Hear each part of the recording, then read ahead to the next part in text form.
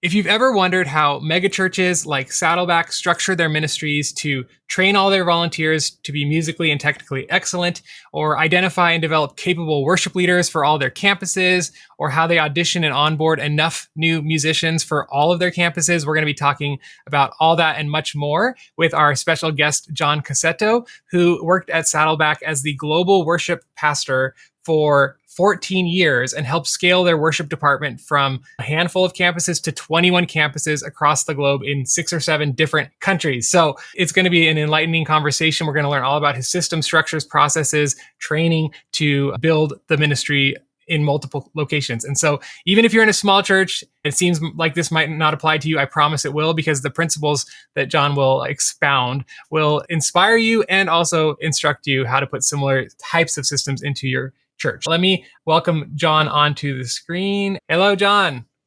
Hey, Alex, I'm so honored to be here with you. And honestly, hearing you say all that, I'm like, yeah, wow, that sounds like a lot. And we don't often look back at all the things that we've gotten to be a part of and really take stock of it. And so it's really sweet to hear you say that. Thanks, brother. Yeah, man, I'm pumped. So under your leadership, I like to dive right in. Sure. How many campuses were you able to help add? I think we were 3 locations. And then Christmas Eve of 2011, I think we started 6 or 7 locations on Christmas Eve, just that Oh my one gosh. in Southern California. So we went from like 3 to 9 overnight. And yeah, it was really fun and wild. And it was such a winsome era of great faith and trusting God to do something new. That was all in Southern California. And multi-site, I mean, that was 2011. So multi-site, it was becoming more and more, but it wasn't what it is today for sure. So we were learning a lot in real time. Yeah, you guys were pioneering. I mean, with Rick Warren at the helm, you guys pioneered a lot of different things. And so it makes sense that diving into multi-site, it was probably him and Craig Groeschel and maybe a couple other guys, right? So I can't imagine, you say fun, it was fun. That sounds so stressful to launch 7 campuses at once. And we're going to get into some of the back end, like how did you prepare your teams for those launches and all that. But I'd just like to know in terms of Saddleback's philosophy, because there's 2 different philosophies I've heard with multi-site churches. One is like franchise philosophy. It's like church in a box. You do it exactly the same as the main campus. Everything looks and feels the same. And then the other one is more like each campus has autonomy and maybe they even have their own preachers, but they're underneath the net or the umbrella of the main campus. What was the philosophy for Saddleback? Was it franchise model or freedom model? That's generally the question, right? There's this spectrum of flexibility and freedom and autonomy and pretty locked in and dialed in. I would say we were striving to be somewhere in the middle of that spectrum, but things that were what we called core elements, the things that were happening at every location, was the video message. So Rick Warren was our lead pastor. And so weekend teaching was all broadcast at every location. And I'm going to say like 52 Sundays a year. That was locked in week after week. And then beyond that, we would have core elements, but we also, especially in the early days, had a lot of flexibility. So we were not doing, here's the songs everybody's doing at every campus this weekend. I can't speak to the way things are today because I think they've made some changes in the last year since we've been there. But when we were there, we had international locations. We had a lot in Southern California, but we also had Hong Kong, Buenos Aires, Berlin, Manila. We wanted to give them a level of freedom and leadership.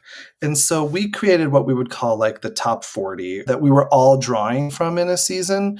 And not that you couldn't draw from songs outside of those 40 songs, but with those 40 songs in every quarter that we would make sure we had resources for those 40 songs so that it was kind of drag and drop. If you wanted to do Goodness of God, here's a few arrangements of Goodness of God, a few different keys, your pro presenter resources, your vocal isolations, all the different things you need to do Goodness of God. Because frankly, we wanted to make sure, let's say you're a part-time worship leader at a location in Southern California. Well, at this point, you don't need to be spending 8 hours this week creating charts for Goodness of God. We got you. But what you can do that we can't do is shepherd your people. Go to coffee, do the auditions, show up at the hospital when people are not well, show up and do the weddings and the funerals and all of that stuff.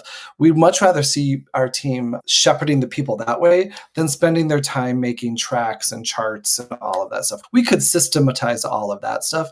I haven't seen anybody systematize the coffee hangs and the team nights and the auditions and the rehearsals to the degree that that can all just be done from a central place. So, like your team at the central campus or like the Yeah, main campus would yeah. create maybe even video trainings, because I think I've seen some Oh, Saddleback, yeah, yeah. like here's how to play the keys parts, and Yeah, basically you totally. did your own little worship artistry or worship online type Yeah. videos where you're teaching them the parts, and then what, you put those all in planning center and you're like, here are our 40 songs for the Mhm. quarter. Yeah, we had a and I know there's different philosophies on this too, Alex. We really value one of the values of Saddleback at the time was every member a minister.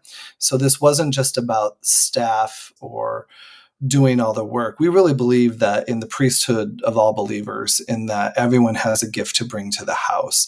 And that includes drummers, that includes singers, that includes technicians.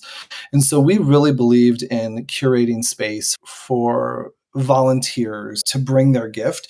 And we also know that when we're embracing a volunteer culture, we're going to come with different levels of skill. We're going to come with a variety of level of understanding. And so how could we develop across 21 locations a consistency of expectation without being so stringent that you had to have a degree in music production or something to serve on our production team, or to have gone on tour to find room on our team? No, we wanted room for the touring musical artist as well as the dentist who plays guitar in his garage with his homies on Friday nights. We wanted a spot for everyone to bring their gifts to God in the context of church. And so those training videos I think you're mentioning, or the clear communication on how to play or how to read the Nashville number system for our vocalists, we wanted to not just say, hey, you have to come to us professional. No, we'll take you at a variety of level of skill, but we're going to equip all of us in the journey as we Mhm. grow together. Yeah, that's amazing. Was there anything besides just like song resources that you made every volunteer across all your campuses go through? Was there like an Mm. online course or an online onboarding process Yeah. or anything like that? Yeah, there's definitely onboarding processes.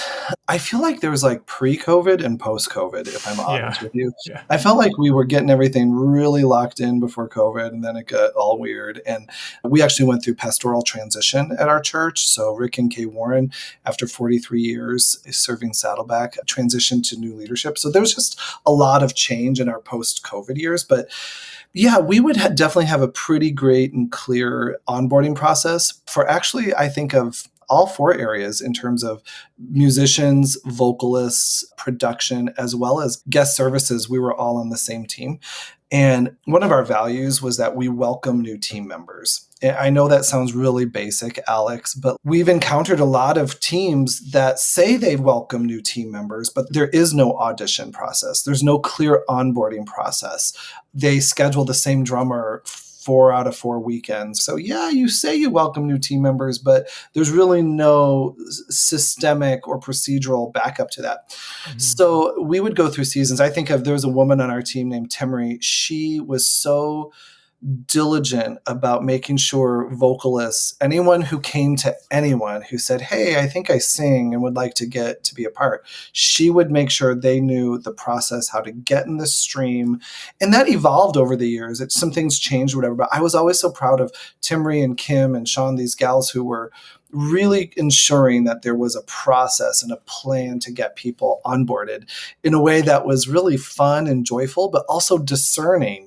The whole thing is a discernment process for both people, for us as the people trusted to carry that mantle of leadership, but also for the person who's joining to say, yeah, this might be more than I thought it was. This might be less than I thought it was. So just a lot of opportunities for clear communication. But then also, the second somebody, Alex, told us, like, hey, I'm interested in serving, they became our pastoral priority. So now we're caring for them. They're on our portfolio, so to speak, of care. Like, hey, great. For us, we had some large locations.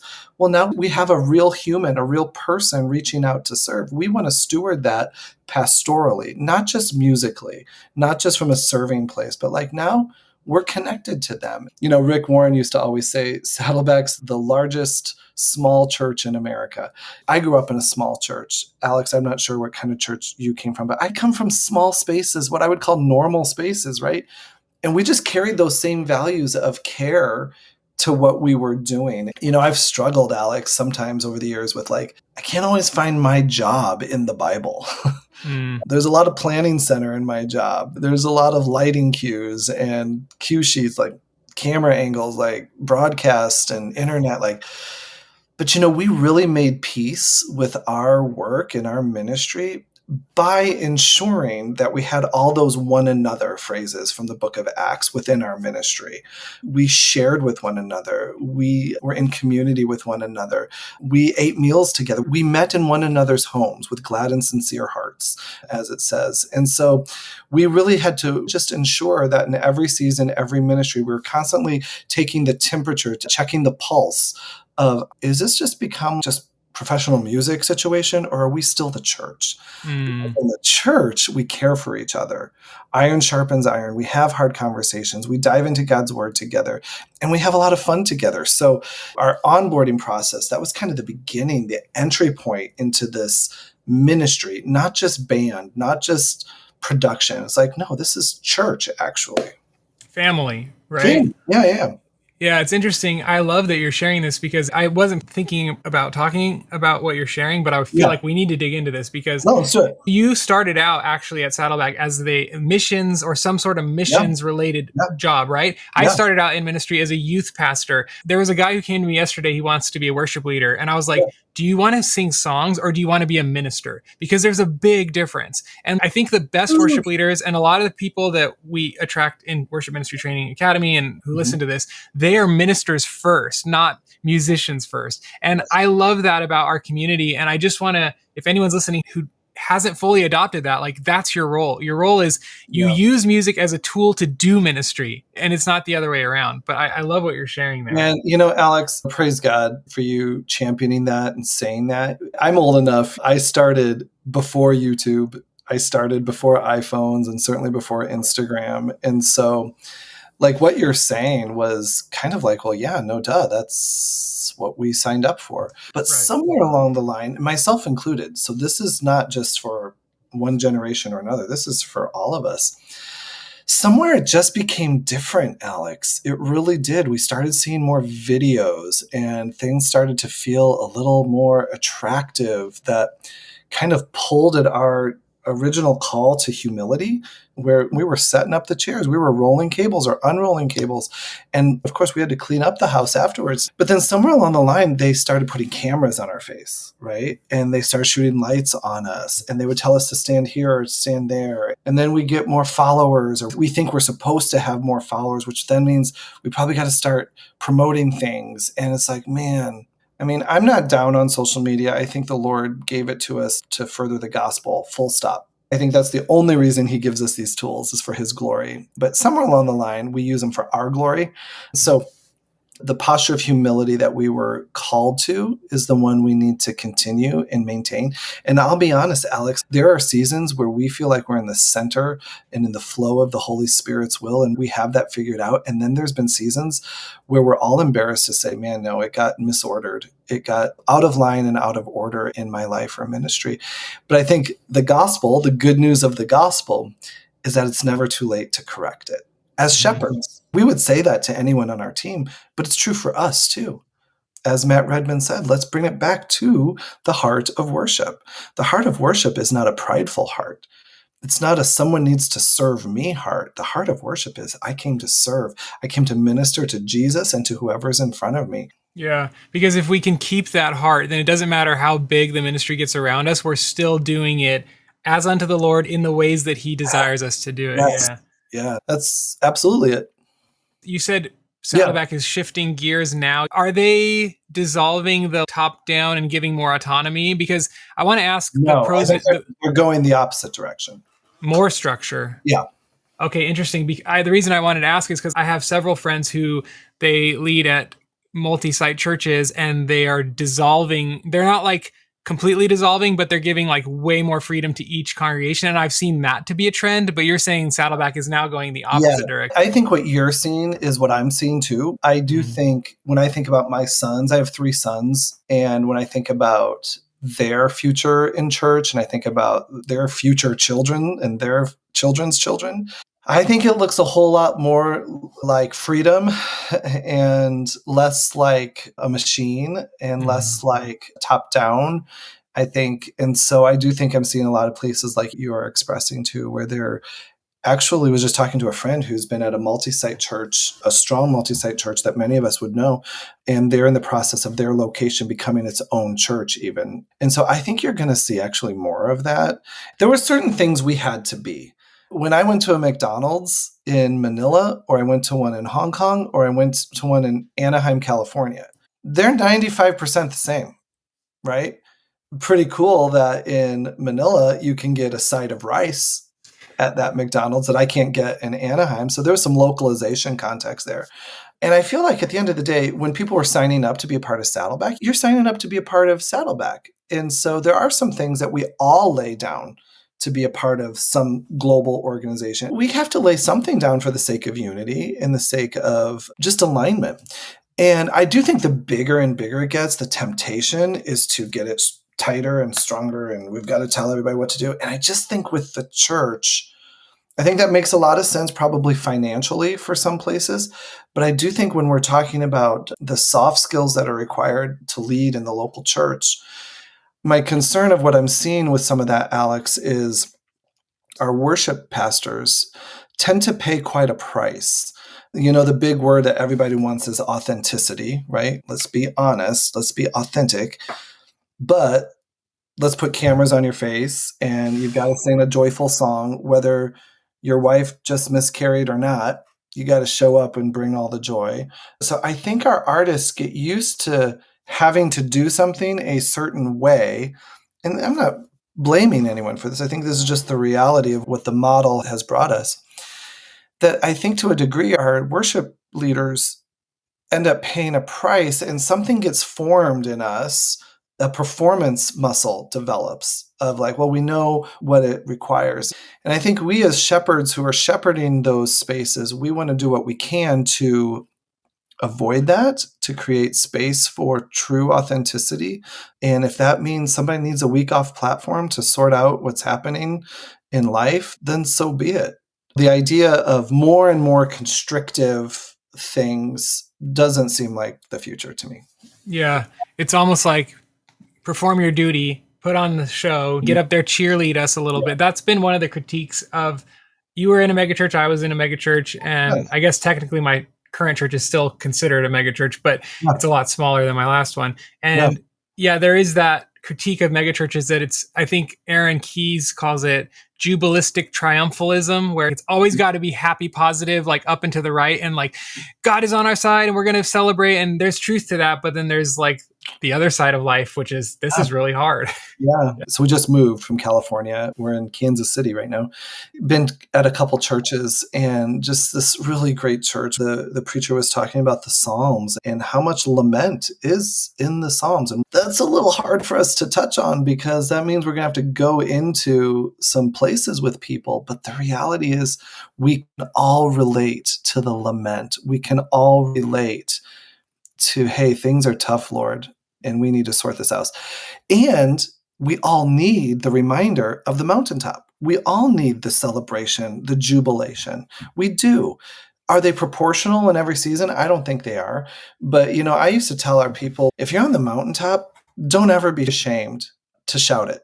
Because those of us who aren't on the mountaintop, we need to remember there is a mountaintop. We need to remember where we're heading and what God could have for us. And so I'm never down on anybody who's going through the time of their life. Like, man, thank you for sharing that. Post all about it. I need those reminders.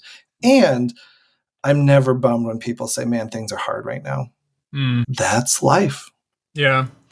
I'd love to, while I have you, talk with you more about your process to find and recruit enough musicians Whew. for all these campuses. So you're launching a new campus. You said you launched 7 on one night. Oh, I think yeah. one of the biggest struggles worship leaders come to me with is like, I can't find enough people to serve. I know Saddleback was big, but you're Yeah. launching in new locations. How did Oh, you yeah. guys go out about finding and recruiting people to serve? If you're feeling stuck, mediocre, or inadequate in your ministry, if you know there must be a better way of doing things, but you're not sure how, if you're looking for fresh inspiration and new ideas that will improve your ministry and give you a team that you're proud of leading, then I invite you to join me and over 1,400 worship leaders from all over the world who are growing inside the Worship Ministry Training Academy. Our C3 format is proven to get you results because you get courses, coaching, and community. The courses teach you what to do, the coaches help you apply it to your specific situation, and the community helps you stay accountable and encouraged as you take the right steps to improve the ministry God has called you to.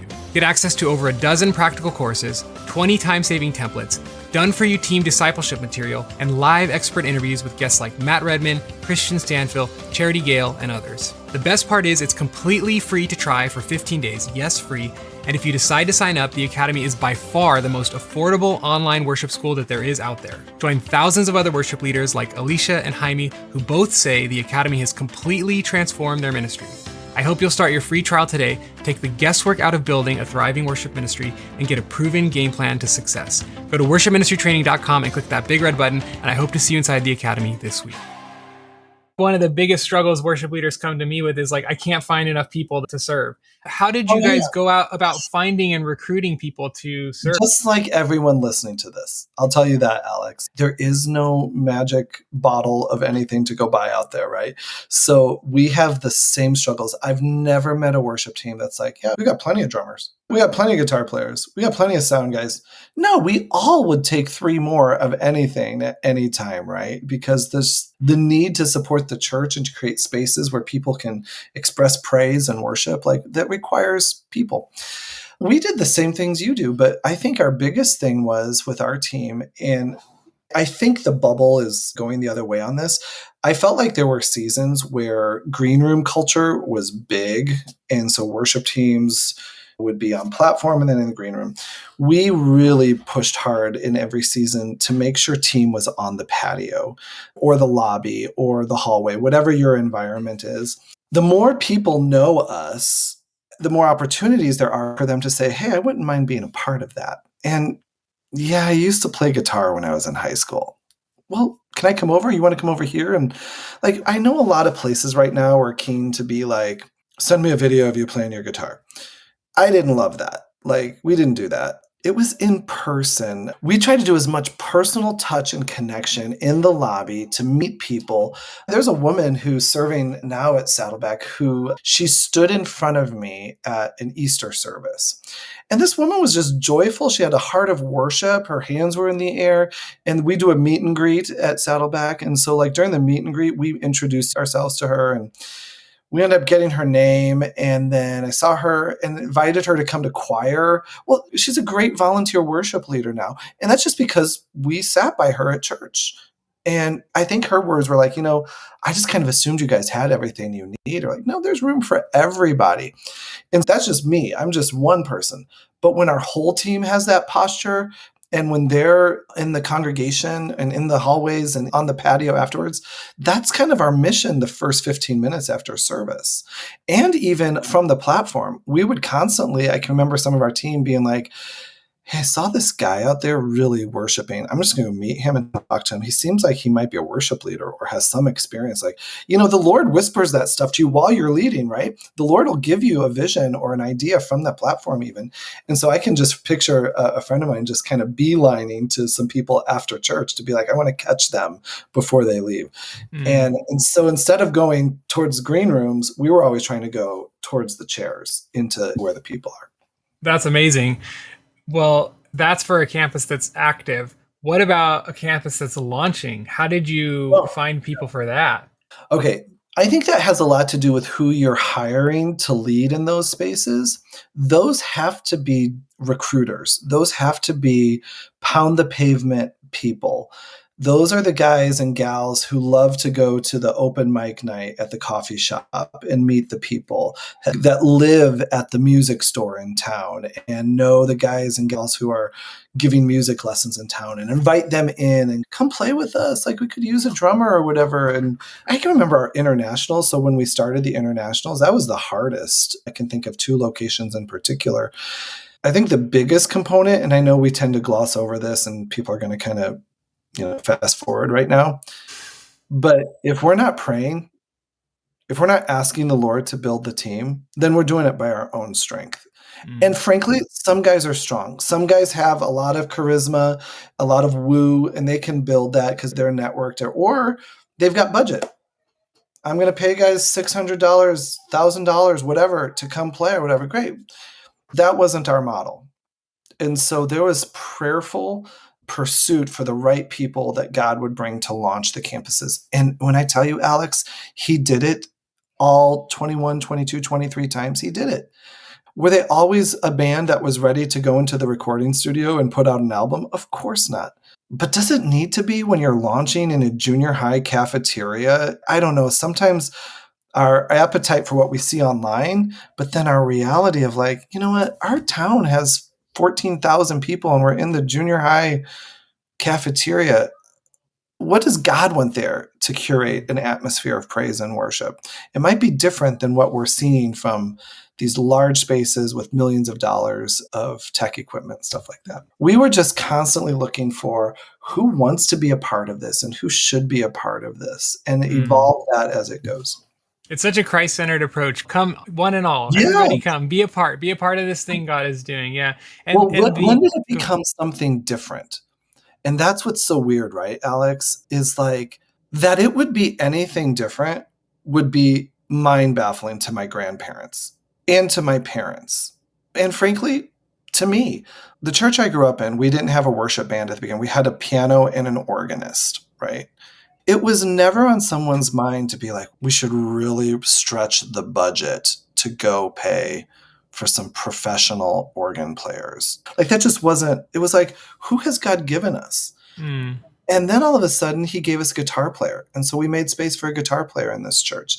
And there was a few people who sang so beautifully. And they were even writing songs for Jesus in this little church in the 80s. And they made room for that special music after the sermon. And somewhere along the line, though, we started seeing these great churches who we all love.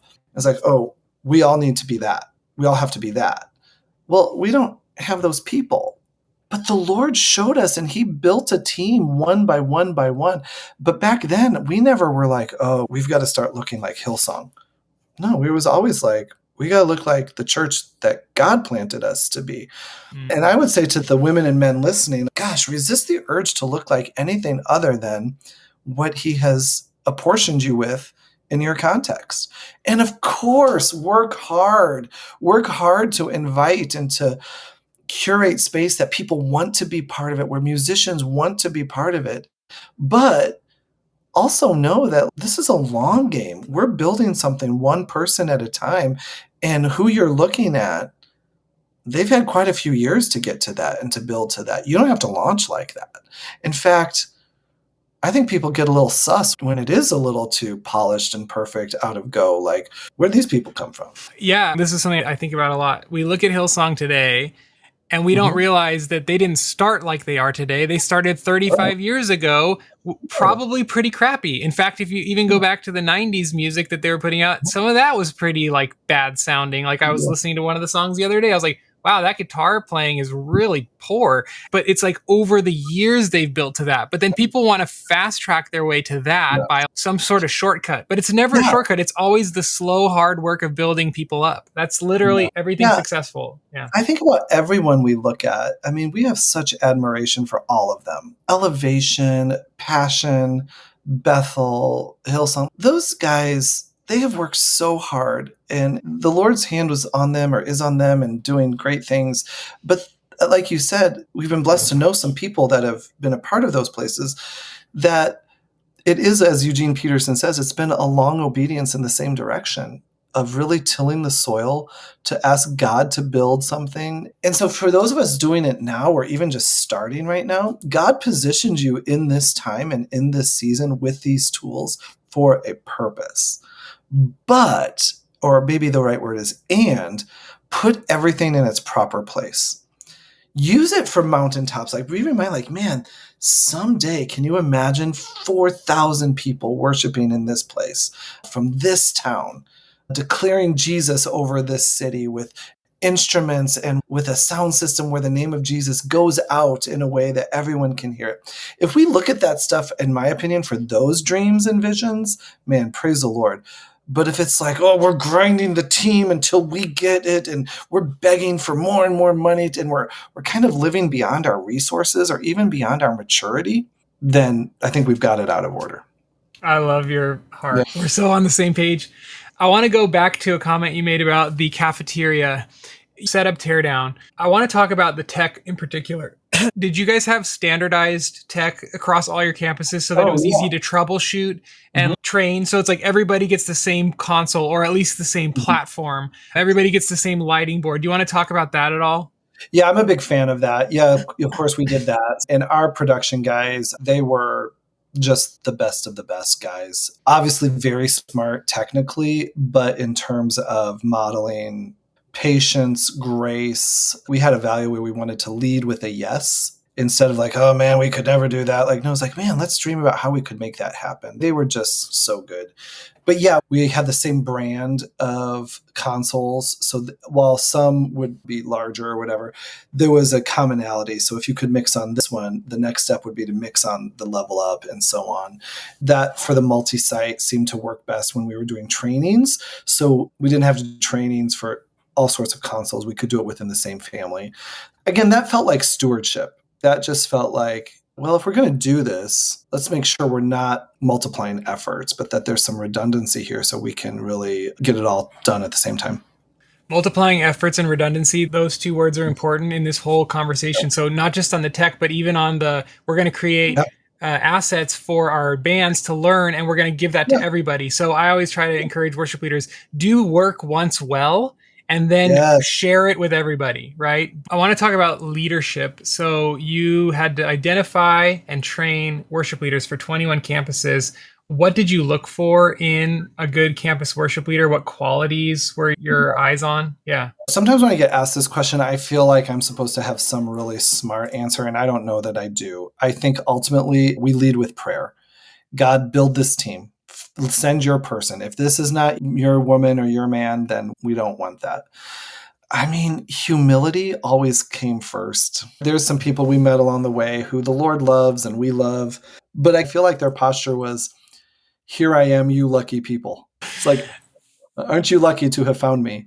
And I was always like, that's not going to go great here. Dude, I just talked with a guy from Church on the Highlands, CJ Blunt, and he was speaking directly to senior pastors. He was like, do not hire somebody who comes to you and says, aren't you lucky to have found me? Here's all of my requirements for being on your staff. Yeah. Yeah. And again, if we're honest, that's inside all of us at some level, at some point in different seasons. So humility, we wanted humility. Of course, we're looking for a level of skill. There's some things we can teach you, and there's some things we cannot. I think about a person I'm aware of, a great leader, a great guy. I'd put him as a B, not even a B plus as a worship leader. I think he's probably reached his limit, if I'm honest, in terms of just the raw ability there. There's spaces where that is good enough. That is for sure good enough because everything else is so disproportionately off the charts amazing. I would still hire him again for certain locations. Would I put him on the broadcast week after week? I wouldn't.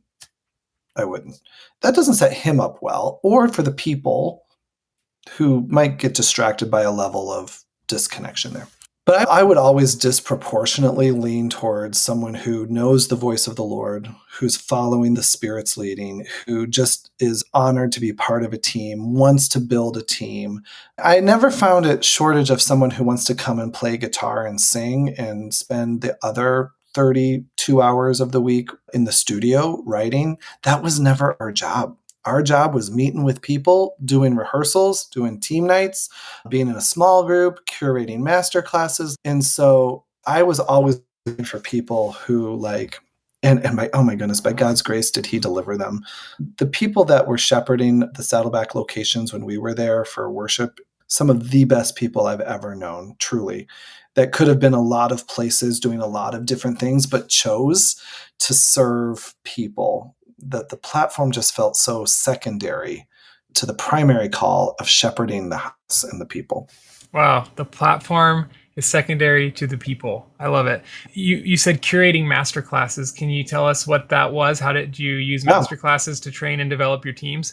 Yeah, of course. So our good friends years and years ago from Australia, we're doing these things we just saw early on. They called them team night. They're just doing team night for their worship team. And so we're like, we should probably do that. Well, it turns out we used to do them every Tuesday night. We just called them rehearsal. But at rehearsals, we would envision people. We'd always bring some sort of word in a vision, and then we would rehearse. And during rehearsal, we'd be onboarding, we'd be training. But then we're like, what if we got more intentional, like our friends were around team nights? And so we would do, for us, we just did them quarterly, where they would be different, Alex. Some of my favorites were the nights we would do master classes where we'd come together and worship. I'd bring some sort of word, or somebody would bring an encouragement, or mostly around vision of where we're going as a church or as a team. And then we'd split up into guitars, drums, vocals, audio, lighting, cameras, you name it, all the different representation there. And then we'd have an expert in each of those areas, some from within the church, but usually friends who were a pretty significant guitar player or drummer or audio person. And then all of a sudden you have these great volunteers who have access to Beyonce's drummer or access to John Mayer's guitar player or whatever. And these guys just came in with a heart to serve and to impart. And it wasn't like, how do you go from a garage band player to a stadium tour player overnight? No, it was just little pieces. And what that stuff did is that just elevated all of us. I don't even know that we could remember what we learned on any given night, but we all walked away going like, I want to be better. I want to do Yeah. more. I want to do better with my craft. And it led us down YouTube trails to figure out how the best patches or whatever. And so those nights were always really sweet nights to just remind us like, oh yeah, we want to follow Jesus with our whole heart and we can be better. It's inspirational, yeah. How did you, as the global worship pastor, communicate with all of your various campuses and worship leaders and keep in touch with them? Was there some sort of protocol, some sort of weekly thing, email Yeah. blast, Zoom Yeah. call? What did it look like to stay in touch with your That, people? that changed over the years as new technologies kept coming and what people were leaning towards and leaning away from. But maybe it'd be most helpful, we would gather weekly, monthly, quarterly, and annually. So weekly, there was a touch point of here's the plan for the weekend. We'd meet on Zoom. We were talking about the next 3 or 4 weeks. Like, here's the core elements. Here's where there's a lot of flexibility. Monthly, there was some version of a connection, a lunch after an all staff meeting or meetups or whatever. Quarterly, we would generally do like a night of worship where a lot of us would get together. And then annually, we did what was called the Saddleback Worship Summit, where everybody on staff in production and worship would gather and experience we had a ranch property, which is really sweet. And we would do 3 days, 2 overnights. And those, I think if you talk to most people, those were highlight days where we just cleared the calendar. It was a lot of vision. We'd bring in some friends, a lot of times of worship, a lot of work, but it was just so life-giving. So we would try to be intentional through different rhythms, annually, monthly, quarterly, weekly, stuff like that. But then just to get specific, like we would have team nights. And I think at our last team night, I think there was like 900 people there. I mean, we would text people. Like our leaders would individually and personally text, not just send a planning center request. We would do the request with a great email or whatever. But then we would text, be like, hey, you guys coming to team night? Hey, you want to meet me at team night or whatever next Thursday or whatever? Like, and so I think that you can't beat just the personal touch Mm-hmm. on all sorts of things. That's a recurring theme with you. But what about the people who are in Tokyo and like they can't come to team night? So they just Mhm. got their value from the emails and the Zoom calls, etc. Yeah, so one of the last things I did was we actually didn't have Tokyo, but we had Hong Kong and Manila. One, two, three, four of us went over and did team nights in Manila and in Hong Kong. And we typically did individual campus team nights, and maybe once a year we'd do one for California all together. But we really wanted the individual campuses to just own their own team, just like the church I grew up in, or the church you grew up in, or most of us grew up in. But then there were moments where we would have these global opportunities for everyone. So we used to have a conference that Rick and Kay Warren would lead every year. Those were for everyone. Or like the worship summit, we would ensure that our global guys and gals were brought over for that. So yeah. Yeah, that's good. And then just in terms of communication structure, who did you direct line to? Was it the campus pastors and then they oversaw their worship leaders, or did the worship leaders all directly come to you?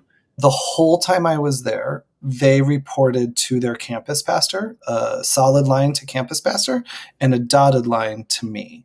I loved that model, to be honest. The campus pastor is their primary shepherd. They're coming and going. They mind their time clock. I'm not getting into all that. I'm vision and values.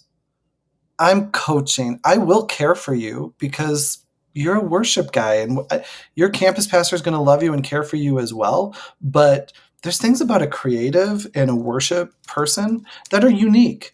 And so I loved having the dotted line relationship there. But I would say it definitely requires relationship with campus pastor and making sure we're supporting the vision of the campus pastor who's supporting the vision of the church so that we're all moving the same direction. And Yeah. those should not ever be in conflict. Yeah, that's good. I have two big questions for you, and then we'll get into some of the Academy students' questions. The first one is, what were some of the challenges of running multi site, and what were some especially helpful solutions that you found along the Yeah. way? Okay, so the challenges, that's going to be a 12-part series, Alex. You could write a book.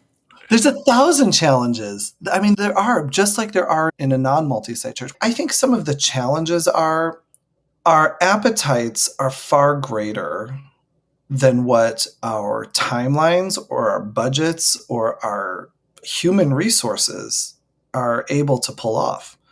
We all see, look what they just did on that tour. We need to do that on Sunday. Do you know what that costs? We can't pull that off on Sunday.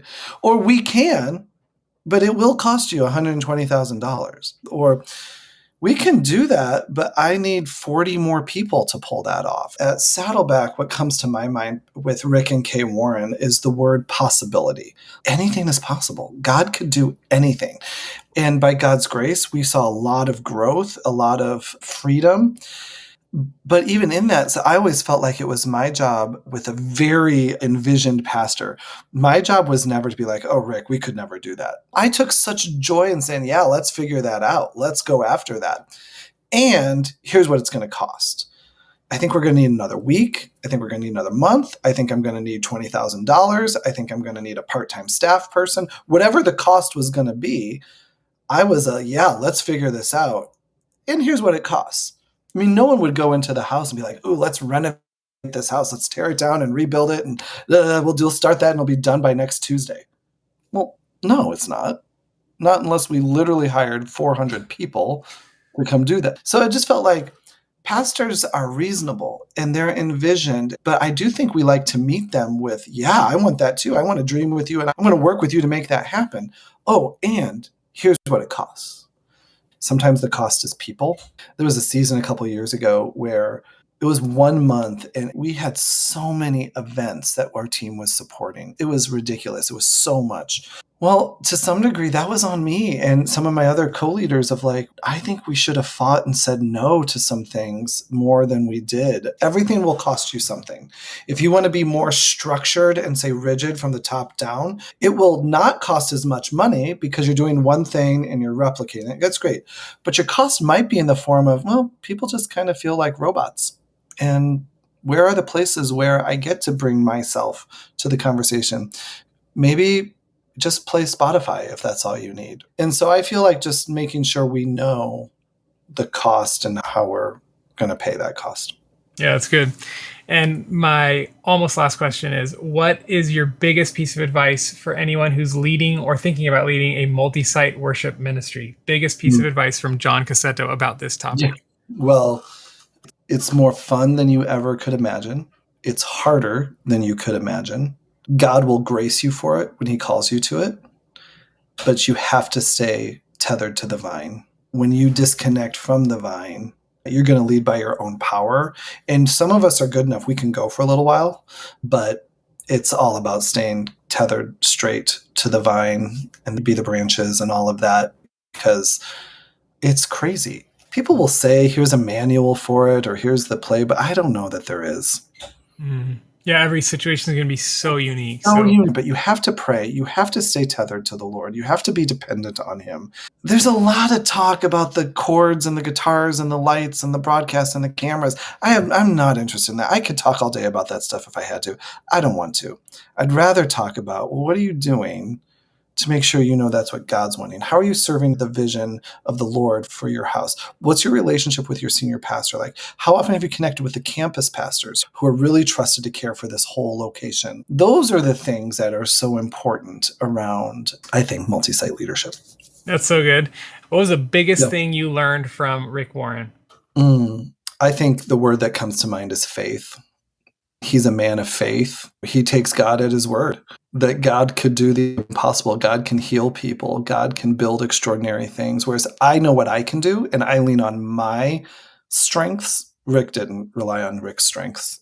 He trusted the Lord to do something. The things that Rick could never do, God could do. And so he led that way. So I think the word that comes to my mind is faith. My faith expanded. I'll tell you this, Alex, if someone would have shown us the worship team on our last season at Saddleback, on my first day leading with the worship team, I just would have said, what church is that? That's not our church. Just what we watched God do was only because it was like, okay, God, I can't do this, but I think you can. I think you can create 21 locations in harmony, in unity, with great amount of skill. And that's what the Lord did. Yeah. And I didn't do that. The Lord did that. That's so good. And then also just pointing out to the listeners 14 years as well. So there's this timeline that's longer than most people want. And so you poured yourself into something for 14 years and God did exceedingly above and beyond what you could ask, think, or imagine. Any final words? Oh, go ahead. I was just going to say, Alex, I come from a long line of stayers. We stay. My parents live in the house still that I lived in when I was 4 years old. We stay. Okay. They're in the same church for over 50 years. And so I don't know. To me, there is something in the staying. I just moved. This is the second move in our marriage. This is the second time we've moved in 26 years of marriage. It's awful. Like the packing, the pulling up the roots, the saying goodbye, the starting over. It's so awful. And I have so many friends that have done it many times. And I'm like, I don't know how you do it. I literally don't. Good friends of ours, mentors of ours said, you always send your roots deep into the ground. It will be so painful to pull those roots up, but there's no better way to live. What are you going to do? Just kind of skim, not really get to know people, not shepherd the souls, not go deep, not share the vulnerabilities? Nah. It's hard to leave. It's hard to pick it up. But man, I take the deep rooted life over whatever the alternative is. It's amazing. Give us your final words of wisdom about anything you want to say to worship leaders, and then we'll get into a couple of questions from our Well, I would students. say worship leaders, production leaders, experience leaders, you're my favorite kind of people. And I think there's a holy calling in that. We need you. We need you to be strong. We need your new songs. We need your leadership. More than that, we need you to stay the course in humility and righteousness. And we need you to keep pursuing Jesus more than you pursue what the big churches are doing today. We need the pages of your Bible to have more of your thumbprints on it than Instagram scrolling does. Like, we need you to know the voice of the Lord. And so I'm so thankful you're doing it. I'm so thankful you said yes. There's 1,000 things you could do, but you chose to do this, and we're thankful for that. And so actually I'm going to look right into my camera, and I'm just going to say to you, anybody listening, like, keep going. It's a hard battle, but it's worth it. You're not crazy for believing that the church is still God's plan A for bringing hope and healing and restoration. And as a carrier of God's grace in that space, you will never regret saying yes to that call. So I'm grateful for you guys. Amazing. Thank you, John. Putting you on the spot, do you offer coaching for people who do multi-sites? Okay. Yeah, for sure. How could they get in touch with you? Yeah, probably best to reach me on Instagram first, John Cassetto on Instagram, JohnCassetto on Instagram, or reach out to Alex and Alex can give you my email. But I take a lot of joy in doing coaching and consulting just because now being away from it, it's like, oh, we did figure out a few things and we made some mistakes and we found victory in what God was doing. So we'd love to share anything with anyone at any time. That's awesome. Okay. I have a couple questions from the students. I want to throw them on the screen and we'll tackle them. And then I'd love to pray for you because I know you're in a new season. And then if you have time, I'd love to talk with you offline about your move and all that. I can't wait. If you're feeling stuck, mediocre, or inadequate in your ministry, if you know there must be a better way of doing things, but you're not sure how, if you're looking for fresh inspiration and new ideas that will improve your ministry and give you a team that you're proud of leading, then I invite you to join me and over 1,400 worship leaders from all over the world who are growing inside the Worship Ministry Training Academy. In the Academy, you'll find over a dozen practical courses that will give you the confidence and skill that you need to lead with excellence. Our 20 done-for-you admin systems will save you time, streamline your ministry, and reduce the weekly stress, headaches, and chaos of leading a team. I'm talking about things like a completely done-for-you audition process and 20 other time-saving tools just as useful as that. During our weekly Monday huddles, you'll gain perspective and encouragement on the actual problems you're facing in your ministry. You'll also hear from some of your favorite worship leaders right inside the Academy. Past guests include Matt Redman, Phil Wickham, Christian Stanfield, Charity Gale, and many others.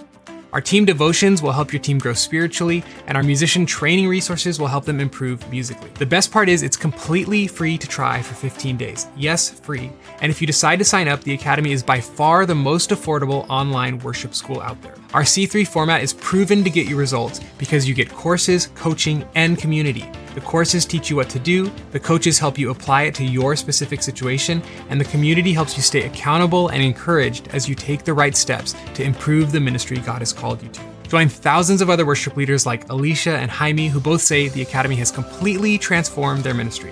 I hope you'll start your free trial today, take the guesswork out of building a thriving worship ministry, go to worshipministrytraining.com and click that big red button, and I hope to see you this week inside the Academy.